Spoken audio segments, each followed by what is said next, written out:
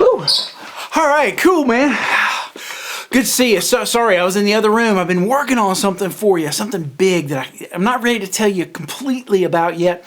But a couple of weeks ago, I sat down behind those drums to make a video for you about drum setups. And the idea was I wanted to do just a 10-minute video to show you how to best set up your drum and cymbals for the way that your body is set up, how your physical type, the physics of the stick and how it moves through space, ergonomics and motion, all those things, how to optimize your setup. Well, my little 10-minute YouTube video turned into an 85-minute masterclass on how to set up your drum set and your cymbals, and I didn't want to just give that to you here on YouTube, because not a lot of people may watch that. But what I am going to do is this: I'm going to give you the first 8 to 10 minutes of it. And if you really dig the video and you want to get more, you want to find out how to best set up your drum kit so that it makes it easier to play and more specifically helps with getting a great sound in the studio, then you can go over to drumcorner.net and you can get the entire 85 plus minute video on how to set your drums up. And Drum Corner is something, go to the site now, but we're going to talk about it next week. It's something huge that I've been working on for the last year, and we're ready to roll it out. And because you're watching this YouTube video, you're actually getting first access to it. So that's drumcorner.net. Just go over there and you'll find the drum setup guide that you can sign up for. And it's 85 minutes of incredibly valuable information. And that's all I got for you right now. If you dig what you're about to see, make sure that you hit the subscribe button down there somewhere, and smash that bell so that you get notifications every single time there's a brand new video. And I've got a ton of new videos coming. We're going to get really consistent with putting videos here on the YouTube channel, and you're going to see a whole lot more. So enjoy this, and happy drum setups.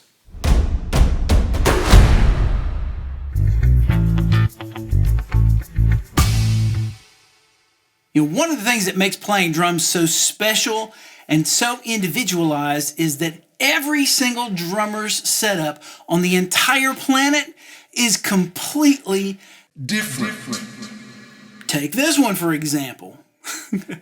This is my normal recording rig. I use this exact rig about 60% of the time. For the last few days, I've had another drummer in recording drum tracks, and so he's changed things to fit himself and his own comfort. Part of the differences in how different drummers set up has to do with the equipment itself, the sizes of the drums, the sizes of the cymbal, what hardware you're using. But more than anything, one of the biggest determining factors about how you set your drums up is going to be your own personal body, the way that you're built, your height, your weight, how long your arms are. There's so much physicality that is built into how we set our drums up. There's no real way that any two drummers would just naturally set up the exact same way.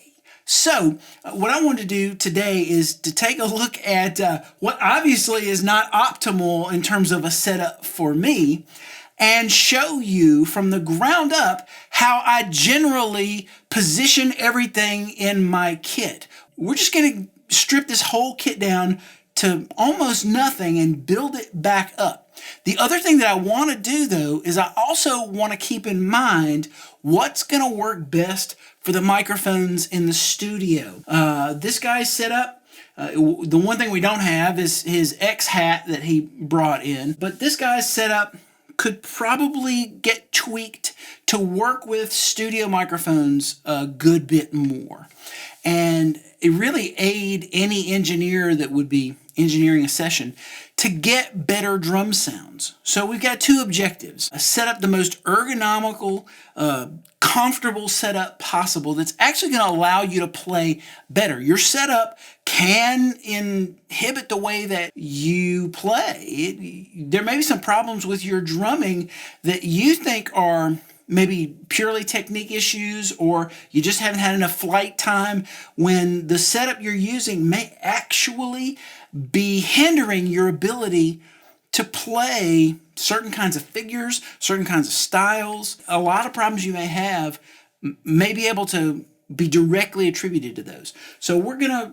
try and fix that problem. I'm going to give you some principles and some guidelines and some things that you can see that will help you maybe optimize your own setup. I'm also going to show you a way to set up that actually works for all of the mics and make sure that we get the best possible sound at each individual mic. It's of the utmost importance if you're going to do a lot of recording. So let's break this kit down to almost nothing. No microphones, maybe just the foot pedals, and we'll build it back up from there.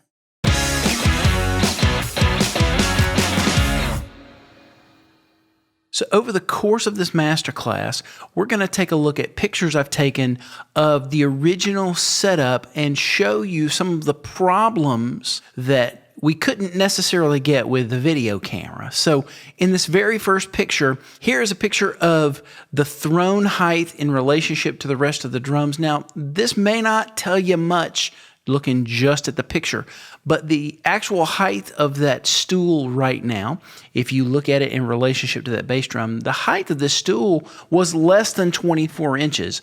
So we're less than 2 feet from the floor. And you'll notice this is one of the roc-n-soc nitros that has the hydraulic lift. For me personally, I never get enough height off of these.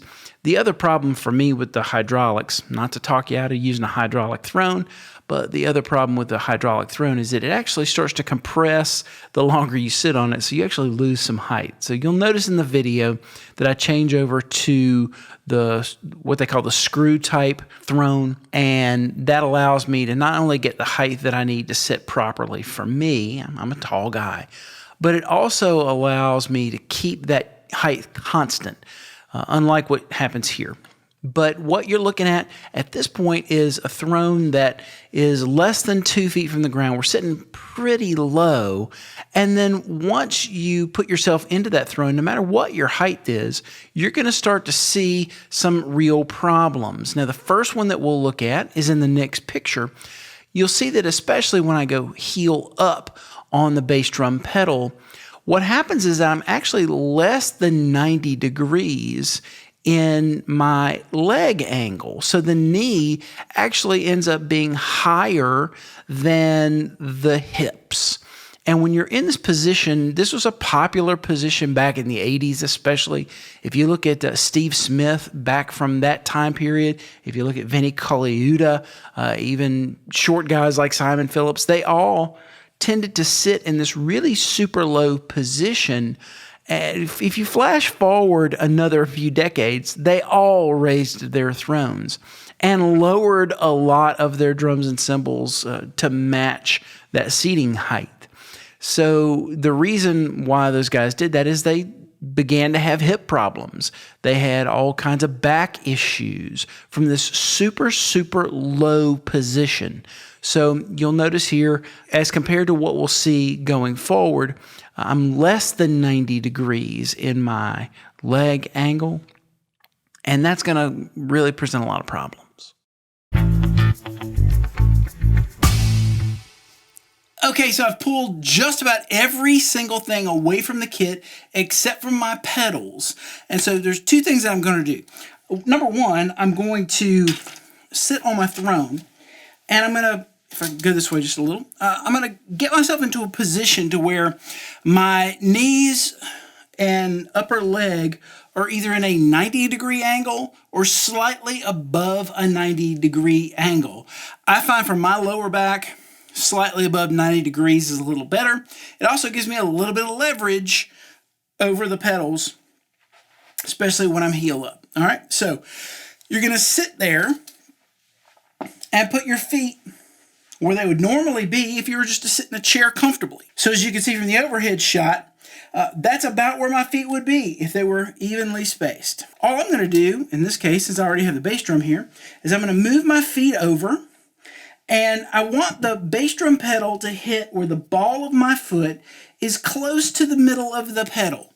And you'll notice that, especially since this one already is sort of in place, I may have to mess around my seat position, but in this case, I could raise up, play heel up, slide back just a little on the pedal, and then play heel up. Or I could comfortably sit and play heel down. The main thing that you don't see is my legs aren't way in front of me like this, if you'll look in that overhead. See how my legs are way too far? Or if they're tucked up underneath me so that, that I'm actually seeing my feet behind where the pivot point of my knee is. Again, I want this to be a 90-degree angle or as close to it as I can get, or a tad bit higher. So that's a good start. Now, that's where my bass drum pedal goes. Now, I'm going to put my hi-hat pedal down in that same spot where my foot naturally fell. And the same thing with these trick pedals, the front end of them is a little bit different than most hi-hat pedals. So the actual hi-hat cymbals are a couple inches a little further away, but that doesn't really matter because what matters is where my feet go. We'll get the cymbals. You'll find they'll be in the right spot once we actually get the pedals in the right place. And again, with this, all I have to do if I want to go from heel down to heel up is I just slide my the ball of my foot back just a little bit to get to the what is essentially, in this case, the middle of the balance point for the pedal. Again, this is a longboard pedal, so it doesn't have a segmented heel clamp or heel rest like the bass drum pedal does, so that center point is not necessarily right in the middle of the board. So there, if I played heel up, I would feel completely comfortable. And if I had to swap the heel down, if anything, I just have to move where the center of my foot, where most of the energy is coming from. So that's the placement of the pedals. I hope you find this incredibly informative. I hope it makes your playing better, makes it easier for you to do the things that you're trying to do behind the kit. And below in the comments, make sure that you tell me about your setup, maybe put some kind of link to a video where you show you playing with your setup. If you have any questions, that's what the comment section is for as well. If you haven't already, subscribe to the channel and click that ding, that little bell right there. Smash the bell, as the kids like to say. Smash the bell so that you get notifications every time there's a new video. I'm doing more and more new videos for you, and I hope you enjoyed this one. And I guess I'll see you again when I see you.